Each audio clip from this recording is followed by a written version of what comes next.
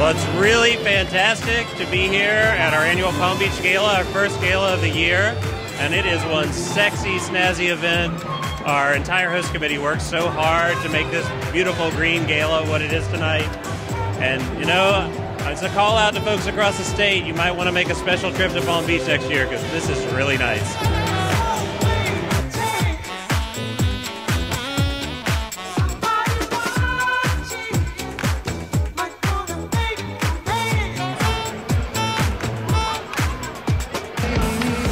Hello, my friends. Oh my God, is this awesome or what? I am so excited tonight. I think my head's gonna pop off.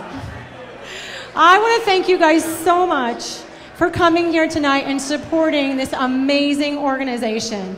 I've been volunteering with them for a few years. I've come on staff as their Florida Palm Beach Development Officer. My name is Sandra Saladrigas. I'm your girl of the night. And you are my peeps of the night. So we could not do this without your support. We are so grateful from the bottom of our hearts to have all of you here tonight supporting us. And I would love to invite my staff, my team, my awesome Equality Florida steering team to come up to the front. I want to show you all off.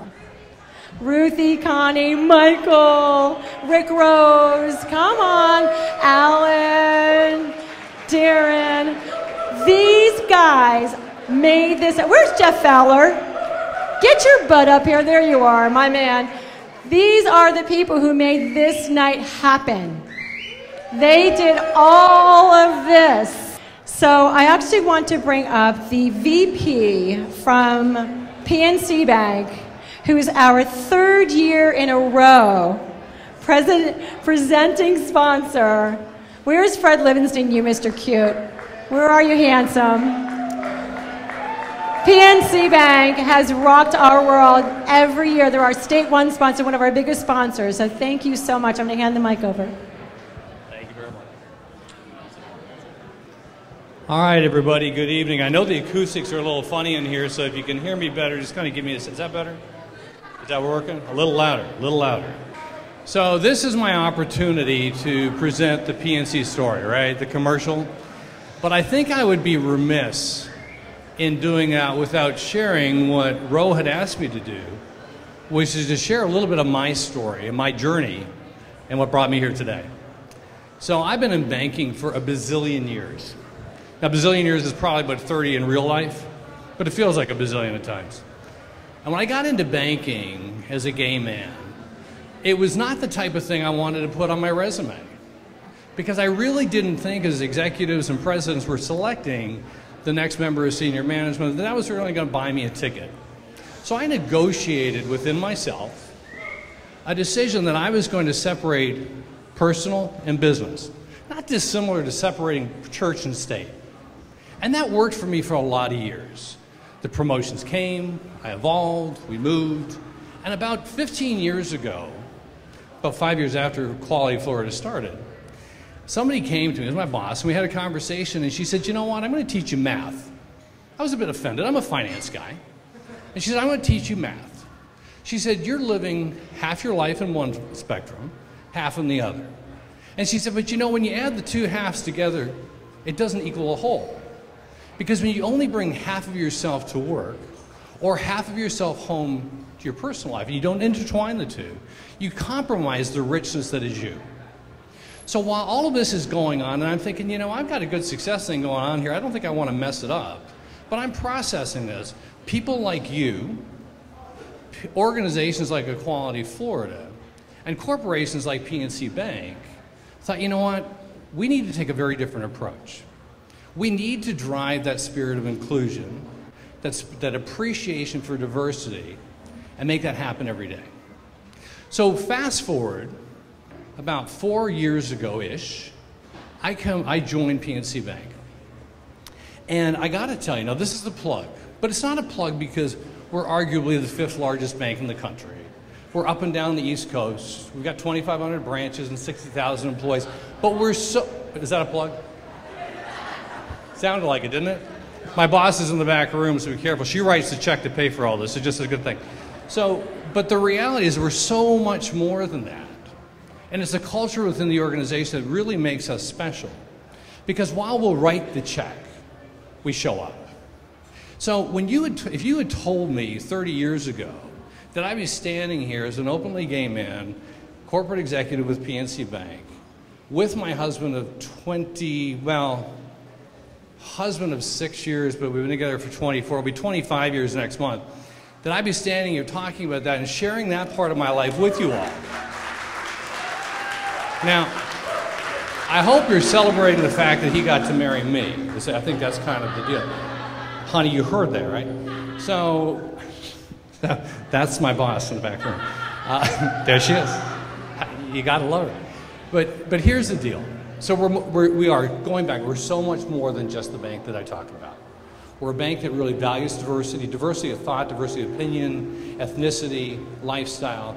But we define ourselves as a Main Street bank, and what's cool about that is in that Main Street, everybody's welcome. And that's a big deal. I'm really proud of that particular thing. And I want to just say that we put our money where our mouth is by having our people on the street. So in the room tonight, there's about 12 of us. Interesting, we only had 10 tickets. We've got 12 of us in here. And they range from our branch manager, our assistant branch managers, to our director of wealth for Palm Beach, to our executive vice president in charge of the state of Florida. That's my boss, so applaud when you see her.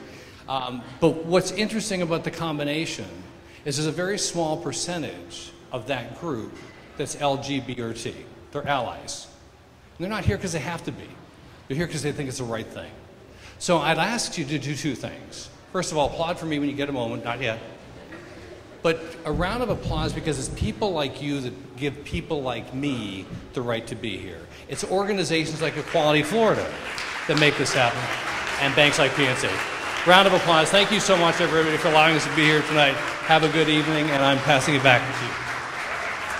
I just love you. Isn't he so cute? I love him. I'm so fortunate to have been part of such an amazing organization, because without Equality Florida at the front lines of Tallahassee, working hard through and through, day in, day out, year after year, working for your rights, what would happen? I mean, think about that for just 30 seconds. If they were not there busting their hump to get equal rights across the state, where frankly it should be across the world, but for this state, not just Palm Beach County. We're all warm and fuzzy here in Palm Beach, and that's great, but let's think about everybody else that's surrounding us. Think about the ripple effect and the path that you're paving by standing here and locking arms with this amazing organization. So I'm going to pass the baton over to an amazing, fantastic woman who is like a mentor to me. She is, her heart, her spirit, her strength, her beauty is just, it's magnificent, it's magnetic. Our Chief Commander, Nadine Smith.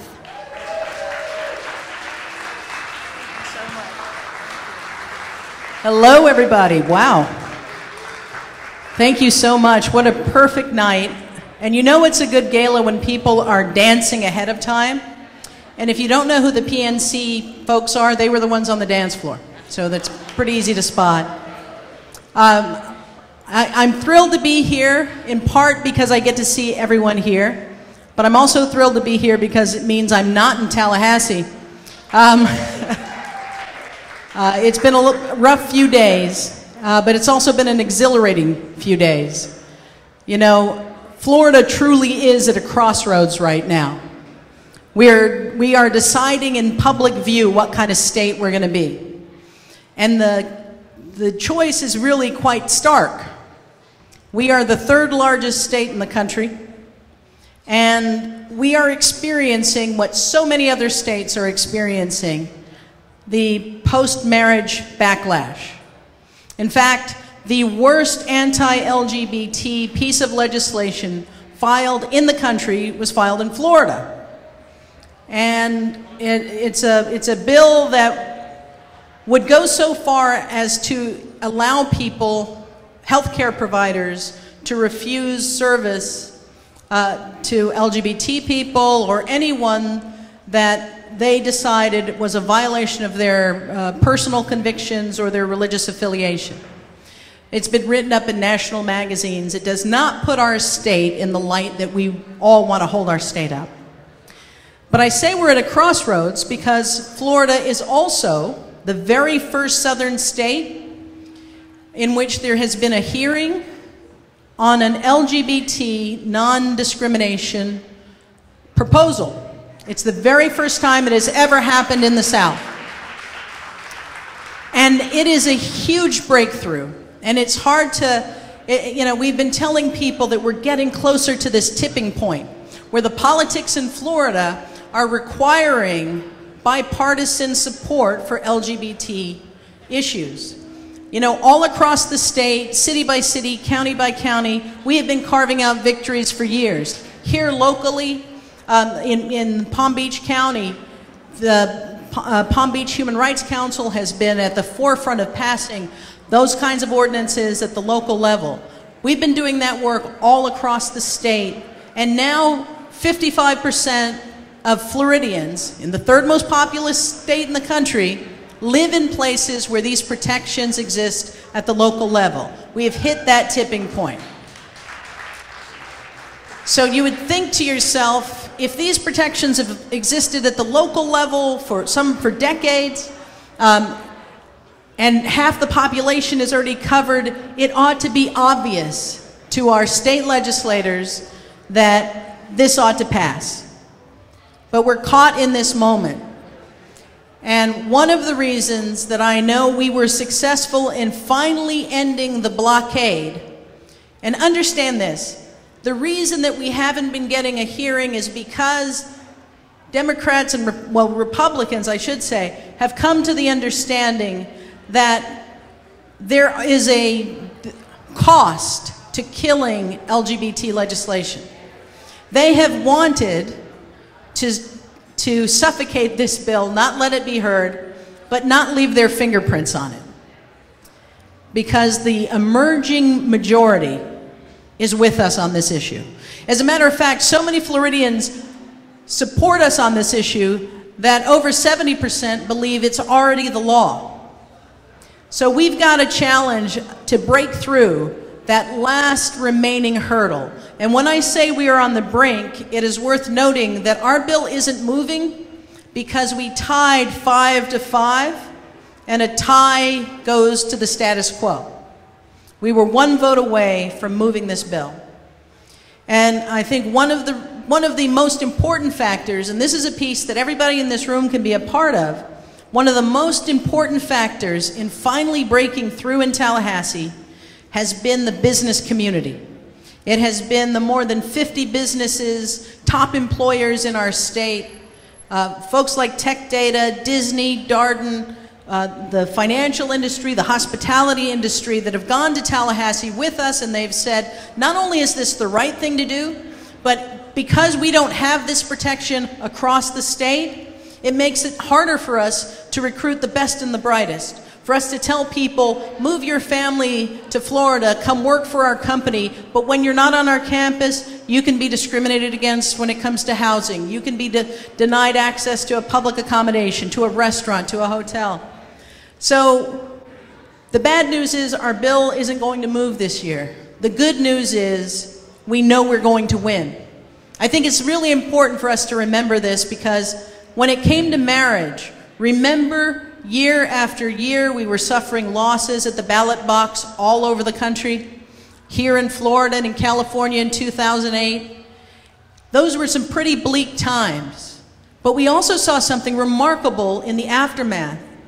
We began to see public opinion immediately increase in our direction on everything, on marriage, on non-discrimination. And one of the things that we said before the Windsor decision, before the Obergefell decision, before court after court after court began to line up in our favor, we said we're going to win marriage by the quickest route possible in the state of Florida.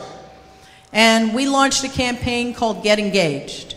And we began to tell our stories, not in cold clinical ways, but our love stories.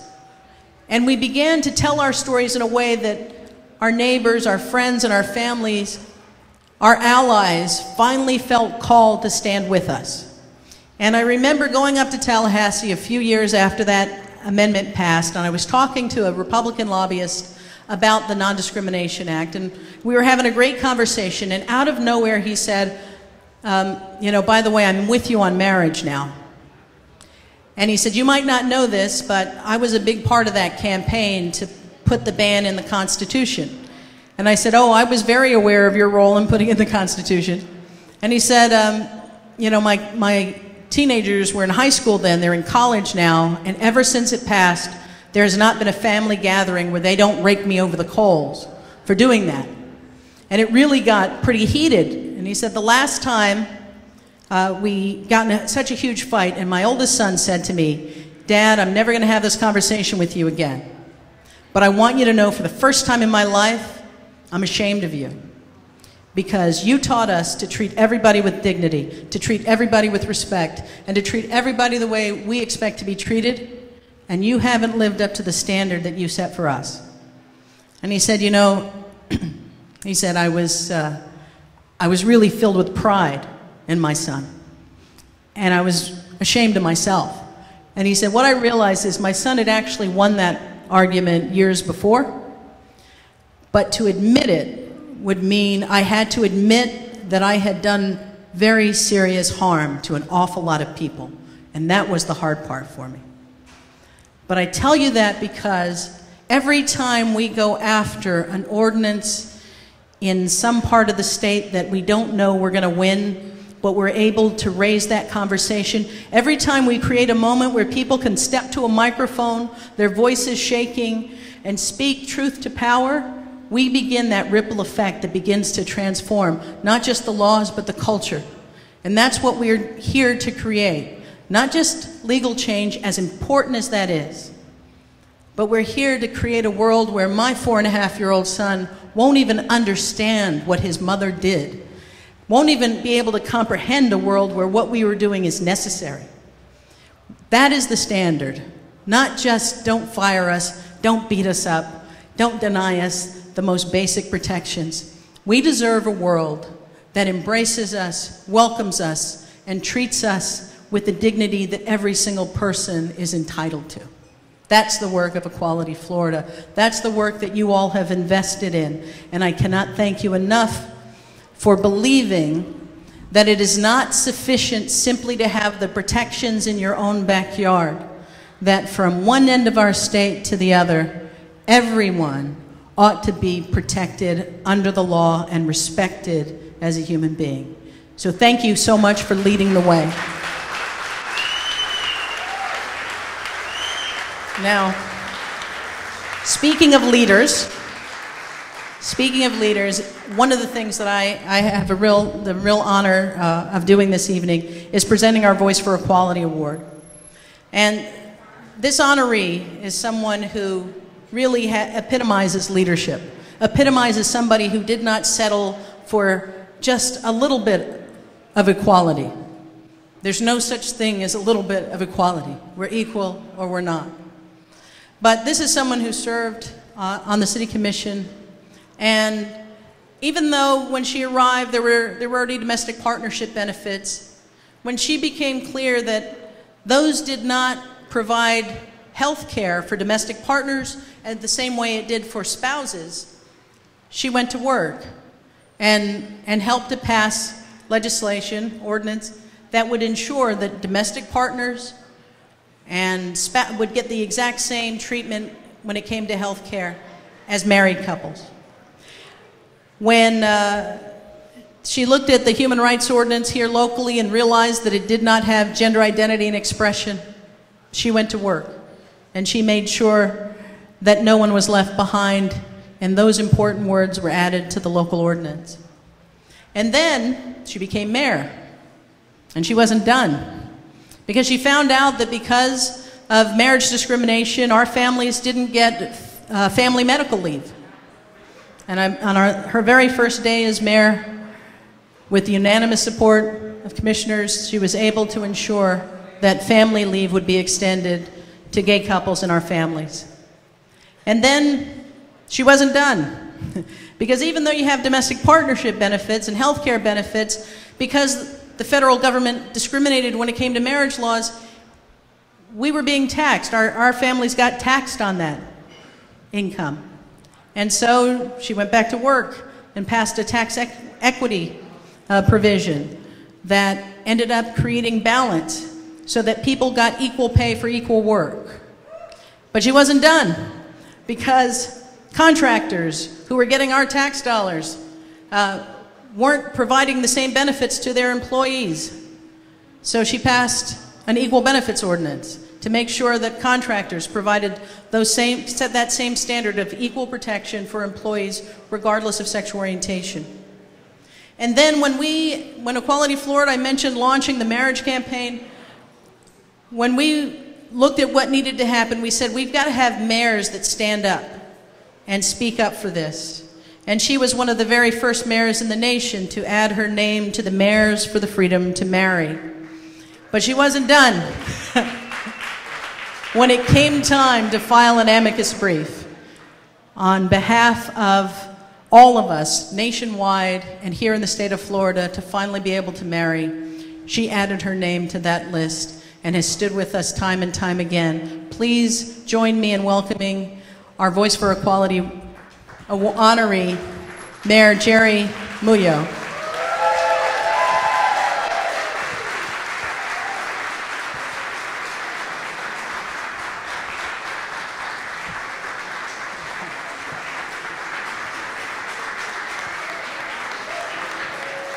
Jerry. All right.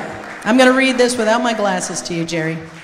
Jerry, your genuine concern for the well-being of others, your leadership in support of LGBT equality, and your dedication to making our world a better, safe, and equal place for everyone is an inspiration to us.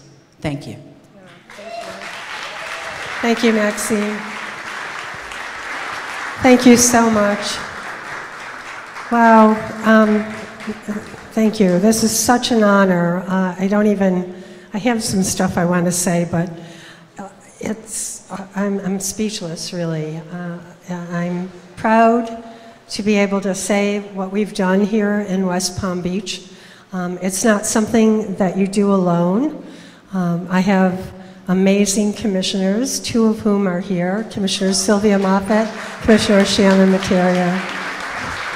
So thank you to them. Thank you for being in West Palm Beach in our beautiful Lake Pavilion. This is a LEED certified pavilion, and we're just happy you chose here to be. And I want to accept this on behalf of all the mayors who are making a difference fighting for equality at the municipal level, as we are here in West Palm Beach.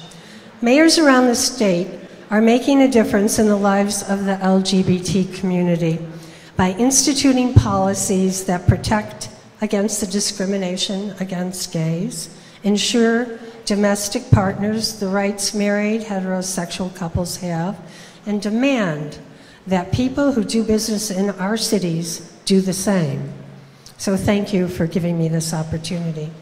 We, at the municipal level, are accomplishing what the state seems unable and unwilling to do. I am embarrassed, and more than that, more than a little angry, that our state legislature spends time talking about the right to openly carry weapons, or the right for pastors to openly discriminate against the LGBT community, rather than protecting our LGBT citizens from discrimination.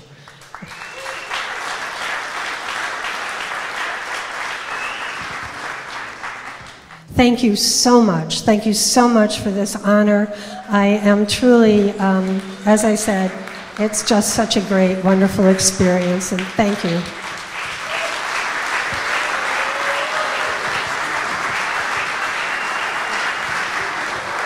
All right, that's for you. You get to take that home. I hope you guys have an awesome time tonight. Thank you so much for coming and supporting us. I love you.